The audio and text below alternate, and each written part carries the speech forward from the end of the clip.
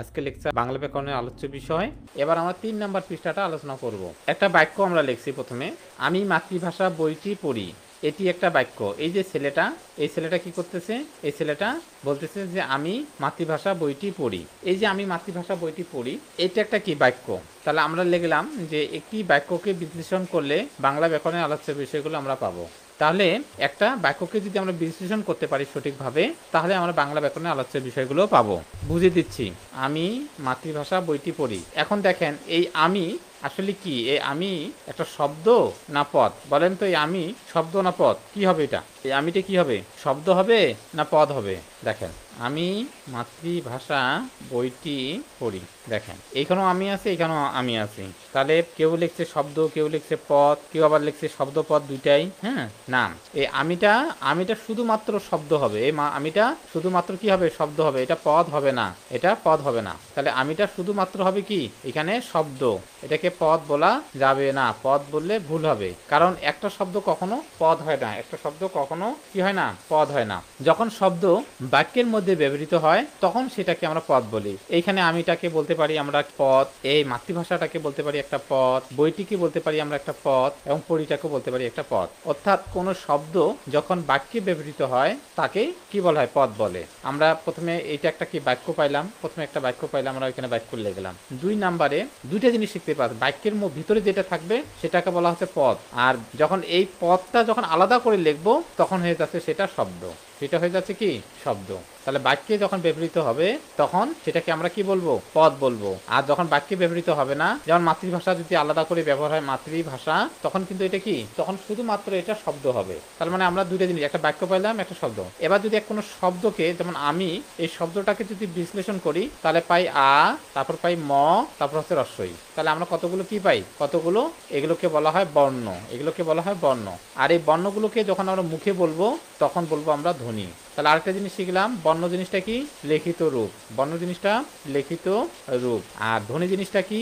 মৌখিক রূপ। তাহলে আমরা আরেকটা জিনিস পাইলাম। তার মানে প্রথমে একটা বাক্য পাইলাম। এগুলা বুঝলেই বাংলা ব্যাকরণ আলোচ্য বিষয় মুখস্থ করতে হবে না, আশা করি একটা মুখস্থ করতে হবে না। তবে এই বেসিকগুলো আপনাকে বুঝতে হবে। যে বেসিকগুলো আমি বোঝাচ্ছি, এগুলো আপনাকে বুঝতে হবে। তার মানে দেখেন, আমরা কিচ্ছু না, প্রথমে একটা আমরা বাক্য পাইলাম। বাক্যের মধ্যে কি থাকে?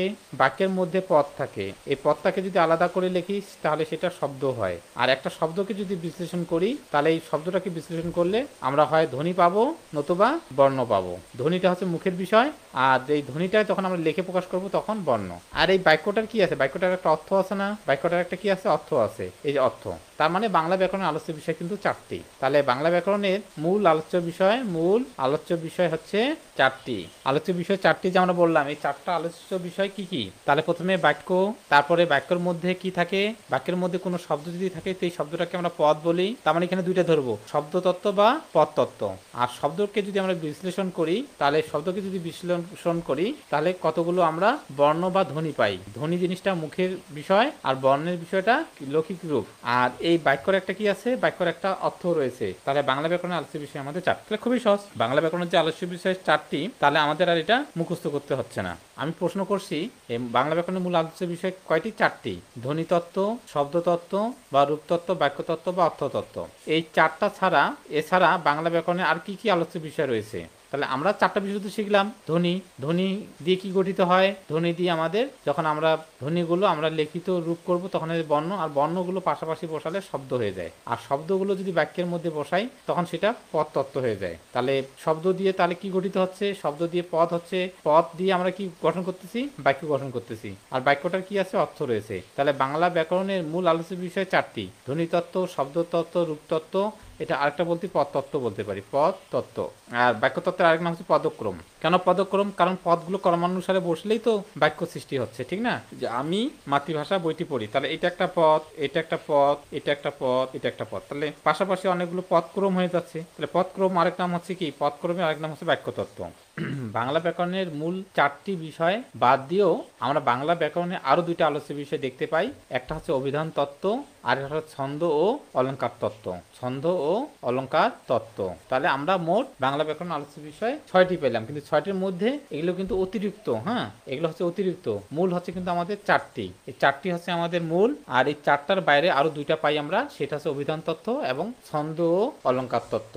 আশা করি বুঝতে পারছেন। এখন দেখেন আমি যে আলোচনাগুলো করছি মাতৃভাষা বইয়ে খুব অসাধারণভাবে সেগুলো সাজানো রয়েছে। এই দেখেন আমি মাতৃভাষা বইটি পড়ি, এটা একটা বাক্য, বাক্যের মধ্যে আমি মাতৃভাষা বই পড়ি, এইগুলো প্রত্যেকটা একটা পদ, আর একটা শব্দকে যদি আমরা ভাঙি তাহলে বর্ণ বা ধ্বনি। বাক্যের প্রত্যেকটি শব্দকে ভাঙলে বর্ণ পাওয়া যায়, আর বর্ণকে মুখে উচ্চারণ করলে ধ্বনি পাওয়া যায়। যেমন আমি কি বিশ্লেষণ করলে আ যোগ ম যোগ রস্যই, এগুলো প্রত্যেকটাই এক একটা বর্ণ, এগুলো প্রত্যেকটাই এক একটা বর্ণ, আর বর্ণগুলো যদি মুখে উচ্চারণ করি তাহলে হয়ে যাবে ধ্বনি, আর বাক্যের একটা অর্থ রয়েছে। তাহলে এই যে একটি বাক্য থেকে যে 4টি অংশ পেলাম, এই 4টি অংশই হচ্ছে বাংলা ব্যাকরণের মূল আলোচ্য বিষয়। এই যে মূল আলোচ্য বিষয়, এগুলো ক্রমানুসারে সাজালে ধ্বনি বা ধ্বনিতত্ত্ব, শব্দ বা শব্দতত্ত্ব, পদতত্ত্ব, রূপতত্ত্ব, বাক্যতত্ত্ব বা পদক্রম এবং অর্থ বা অর্থতত্ত্ব তত্ত্ব, এই 4টি অংশই ভাষার মৌলিক অংশ।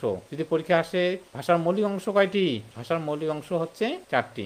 এছাড়া এই যে 4টা অংশ ছাড়াও আরো 2টা অংশ আছে, একটা হচ্ছে অভিধান তত্ত্ব, ছন্দ ও অলংকার তত্ত্ব। ছন্দ এবং অলংকার তত্ত্ব।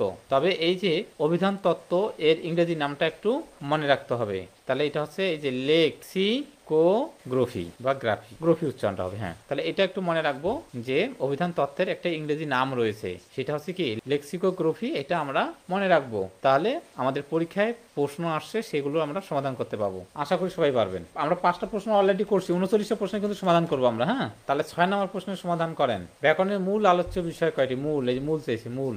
ব্যাকরণের আলোচ্য বিষয় কোনটা? দেখেন এখানে, দেখেন আলোচ্য বিষয় ধ্বনি, শব্দ না বাক্য না সবগুলোই। দেখেন এই যে ব্যাংকের পরীক্ষা আসছে, উপরেরটাও ব্যাংকের পরীক্ষা আসছে এবং চট্টগ্রাম বিশ্ববিদ্যালয় আসছে। নিচে কোন ব্যাকরণের আলোচ্য বিষয় নয়? তাহলে ধ্বনি তত্ত্ব, বাক্য তত্ত্ব, রূপ তত্ত্ব, সাহিত্য তত্ত্ব। দেখেন আমরা কোন জায়গায়, আমরা যে মূল আলোচ্য বিষয় যে আমরা পাইলাম সেই আলোচ্য বিষয়ের মধ্যে কোনটা নাই? ধ্বনি তত্ত্ব ছিল কি ছিল না? দেখেন আপনি নিজে চিন্তা করেন। রূপ তত্ত্ব ছিল কি ছিল না? বাক্য তত্ত্ব ছিল কি ছিল না? সাহিত্য তত্ত্ব ছিল কি ছিল না? একটু দেখেন বাংলা কোন শব্দটি ব্যাকরণের আলোচ্য সূচিতে পড়ে না? কোনটা পড়ে না? রূপতত্ত্ব পড়ে না, মনস্তত্ত্ব পড়ে না, ধ্বনিতত্ত্ব পড়ে না, অর্থতত্ত্ব পড়ে না। দেখেন সবগুলো অ্যান্সার লেখেন দ্রুত।